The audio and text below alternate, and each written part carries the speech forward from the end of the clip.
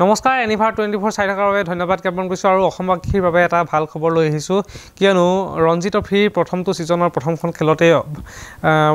অসমে ছত্তীশগড়ৰ হাততে পৰাস্ত হৈছে কিন্তু অসমৰ গৌৰৱ ৰিয়ান পৰাগে এইবাৰ দ্বিতীয়টো ইনিংছত 155 ৰান সংগ্ৰহ কৰিছে 86টা বলৰ আৰু সেই 155 ৰানৰ যি অৰিহণা সেইবা 155 ৰান যি কৰিছে সেই 155 ৰানত তেওঁ বিশেষকৈ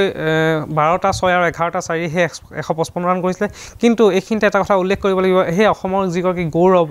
ৰিয়ান পৰাগৰ কথা যেহেতু কোৱা হয় IPL তেওঁ দমনীয় প্ৰদৰ্শন আগবঢ়াই কিছু প্ৰথম দুটা ছিজন তেওঁ ভাল খেল প্ৰদৰ্শন কৰিছে কিন্তু তাৰ পিছত সময় সলনি হ'ল তাৰ পিছত ষ্টেডিয়ামো সলনি হ'ল তেওঁ খেলত কিছু পৰিৱৰ্তন দেখা পোৱা গ'ল কিন্তু এইবাৰ যিসমূহ ডমেষ্টিক ক্ৰিকেট লীগ আছে সেই ডমেষ্টিক ক্ৰিকেট লীগসমূহ তেওঁ যি দমনীয় প্ৰদৰ্শন বা দুৰ্দান্ত প্ৰদৰ্শন আগবঢ়াইছে সেয়া লক্ষণীয় হৈ পৰিব কিন্তু আয়াৰলেণ্ডলৈ যোৱাৰ যি ভাৰতীয় মূল একাদশ আছিলে সেই একাদশত এইবাৰ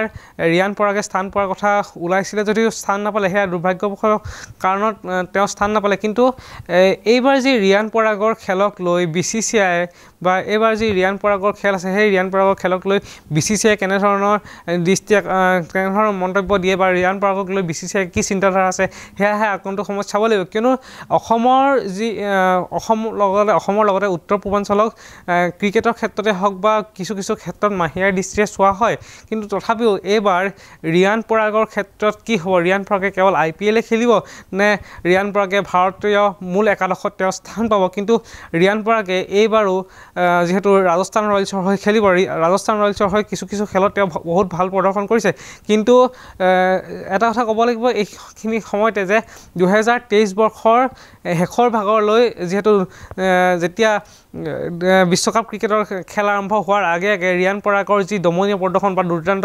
প্ৰদৰ্শন আছিল সেই প্ৰদৰ্শন দেখিবলৈ পোৱা গৈছে আৰু ৰিয়ান পৰাগে যিদৰে খেলিছিল তেওঁলোকে সমগ্ৰ অসমবাসীয়ে ভাবিছিল যে ৰিয়ান পৰাগে স্থান লাভ কৰিব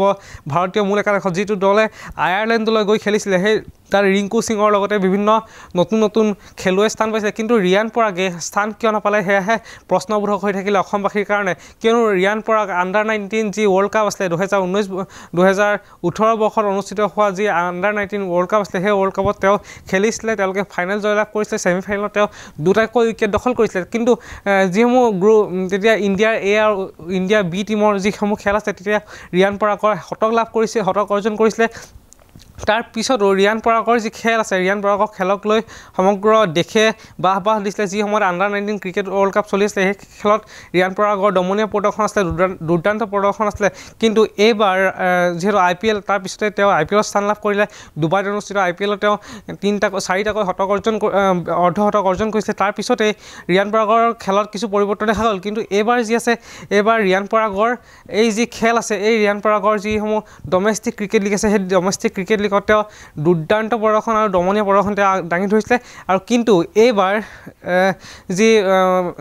যিহেতু ৰঞ্জিৰ প্ৰথমখন খেলতে দ্বিতীয় ইনিংছত তেওঁ 155 ৰান সংগ্ৰহ কৰিছিলে 86টা বলৰ আৰু সেই 155 ৰানৰ ভিতৰত আছিলে 12টাকৈ 6 আৰু 11টাকৈ 4 আছিলে কিন্তু এই ছত্তীশগড়ৰ লগত তেওঁলোকে 10 উইকেটত পৰাস্ত হৈছিলে যদিও ৰিয়ান পৰাগৰ যি 155 ৰানৰ সেই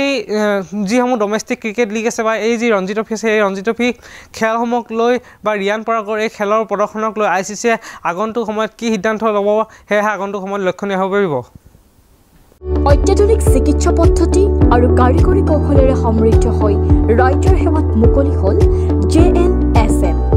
পলিক্লিনিক কাম diagnostic centre and multi speciality hospital